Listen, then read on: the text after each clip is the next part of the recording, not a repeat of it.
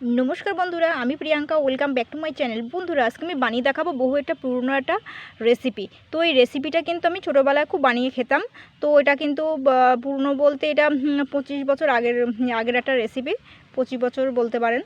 तो এই রেসিপিটা কিন্তু অনেকেই কিন্তু খেত। তো তখনকার দিনে তো অতটা তো মাছ মাংসের প্রচলন ছিল না বা অনেকে খেত না, সবার তো সামর্থ্য ছিল না। তো এই রেসিপিটা কিন্তু অনেকেই খেত। তো আজকে সেটা আমি দেখাবো। তো এই রেসিপিটা কিন্তু যারা ওয়েট লস করতে চান তারাও কিন্তু খেতে পারবেন, বাচ্চাদেরকেও কিন্তু খাওয়াতে পারবেন। তাছাড়া কিন্তু সবাই কিন্তু খেতে পারবে এই রেসিপিটা, কোনো বাদ নেই। তো আর এটা কিন্তু একটা স্বাস্থ্যকর রেসিপিও বলতে পারেন।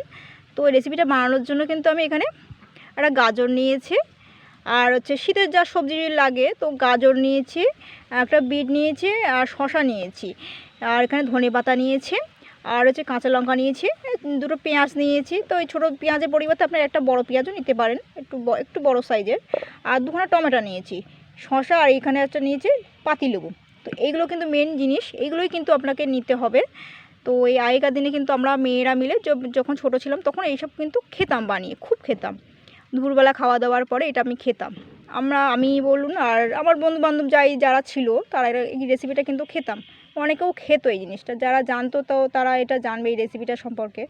তো আমি কিন্তু এগুলো আবার ধুয়ে সুন্দর করে কুচি কুচি করে কেটে নেবো, যা যা নিয়েছি। তবে কিন্তু এগুলো সব খোসা ছাড়াতে হবে, কিন্তু খোসা ছাড়িয়ে এগুলো গাজর, বিট, তারপরে হচ্ছে এই শশা খোসা ছাড়িয়ে নিতে হবে, এই পেঁয়াজের খোসা ছাড়িয়ে নিতে হবে, কুচি কুচি করে কেটে নেবো। কিন্তু টমেটোটাও তাই।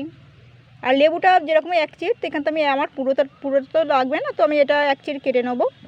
আর এই লঙ্কাগুলো একটু কুচি করে কেটে নেবো। ঝালটা একটু পরিমাণ মতন কিন্তু নিতে হবে, খুব ঝাল হয়ে গেলে কিন্তু খেতে পারবেন না। তো দেখুন আমি কিন্তু খোসা ছাড়িয়ে ধুয়ে কিন্তু আমি সুন্দর করে কুচি কুচি করে কেটে নিয়েছি, তবে স্লাইস করে কাটলে ভালো হয়। তো আর এখানে কিন্তু সব কিছু কিন্তু খোসা ছাড়িয়ে কেটে নিয়েছি কুচি কুচি করে। দেখুন টমেটোটা কিন্তু স্লাইস করে এরকম করে কেটে নিয়েছি, সব কিছু কিন্তু ধুয়ে এরকম কেটে নিয়েছি, তবে ঝিরঝির করে মানে খুব ছোটো ছোটো করে কুচোতে হবে, কিন্তু আবার গ্রেট করাও যাবে না। তো এগুলো দেখুন আমি কিন্তু ধনেপাতা কুচিয়ে নিয়েছি, লঙ্কা, আর এক চিট পাতিলেবু নিয়েছি, পেঁয়াজ কুচিয়ে নিয়েছি, শশা কুচিয়ে, টমেটো কুচিয়ে, বিট কুচিয়ে, গাজর কুচিয়ে নিয়েছি। এবার আমি এটাকে কিন্তু মাখবো আর কি। তো এতে কিন্তু খুব বেশি উপকরণ দেওয়া যাবে না, তো ঠিক যেরকম মাখতাম তো সেরকমই করে আমি মাখবো। আর এটা কিন্তু খাওয়া কিন্তু খুবই ভালো, ছোট বড় সবাই কিন্তু খেতে পারবে। আর এর স্বাদ, গন্ধ আর খাওয়াও কিন্তু তার থেকে কিন্তু আরও বেশি ভালো, সবাই খেতে পারবে এটা কিন্তু। তো এতে আমি কিন্তু বিট নুন দিয়ে দিচ্ছি, বিট নুন অবশ্যই ব্যবহার করতে হবে।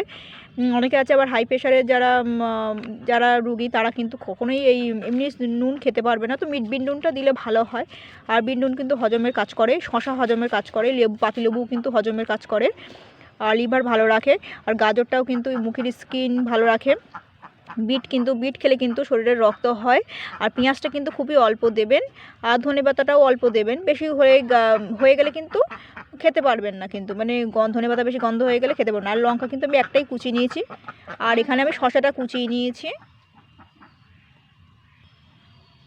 তো এবার আমি কিভাবে মাখবো, এবার সব আমি একসঙ্গে করে নেবো, একসঙ্গে নিয়ে নিচ্ছি। তবে কিন্তু টমেটো আর এই শশার পরিমাণটা কিন্তু একটু বেশি রাখতে হবে। টমেটো খাওয়া কিন্তু তার থেকে কিন্তু বেশি ভালো। এটা কিন্তু শরীরের দিক থেকে, মুখের স্কিন বলুন, স্বাস্থ্যের দিক থেকে বলুন, খুবই খাওয়া ভালো। তো এবার আমি সবগুলো কিন্তু এক এক করে সবগুলোই নিয়ে নেবো। ঝালটা একটু কম নিলাম যেহেতু বাচ্চা খাবে বলে। তো ওইখানে আমি কিন্তু এবার পাতিলেবুটা নিয়ে নিচ্ছি, আর বেশি টক হলেও কিন্তু খাওয়া যাবে না, পাতিলেবুটা দিয়ে দিচ্ছি। আর শরীরে যাদের ভীষণ ঠান্ডা লেগে গেছে, আপাতত এখন ওয়েদারটা তো ভালো না, অনেকে আছে সর্দি কাশি লেগে গেছে, তো তারা কিন্তু একদমই খেতে পারবেন না। এটা কিন্তু খেয়ে ভীষণ শরীর ঠান্ডা করে। আর এটা হচ্ছে ভাত খাওয়ার পরে যদি খেতে পারেন তো ভীষণ ভালো। আর খালি পেটে খাওয়া যায় না, স্যালাডটা না খাওয়াই ভালো খালি পেটে। তো এমনি কিছু না, খেতে পারবেন। তো আগেকার দিনে কিন্তু ওই রুটির সঙ্গে খেত, মুড়ির সঙ্গে খেত। তখন তো মাছ মাংস তো অনেকে তো যারা গরিব মানুষ, তখন তো অতটা তো হতো না, মাছ মাংসের অতটা প্রচলন ছিল না। তো এইসব কিন্তু এইটা দিয়েই কিন্তু মুড়ি খেত, ভাত খেত, আমরা কিন্তু খুব খেতাম কিন্তু এইটা। কিন্তু এর যা স্বাদ আর এর যা গন্ধ, বন্ধুরা কি বলবো, না এটা না বানালে আর কি বুঝতে পারবেন না। তো এবার কিন্তু আমি বানিয়ে নিলাম ভালো করে, অন্তত 3-4 মিনিট ধরে হাতে করে ভালো করে কিন্তু মেখে নেবেন। এই কিন্তু এতটা লোভনীয় কিন্তু এই রেসিপিটা। তো এইভাবেই কিন্তু বন্ধুরা বানিয়ে খাবেন। তবে কিন্তু এই যে জিনিসগুলো শসা টমেটোর পরিমাণটা একটু বেশি নিতে হবে।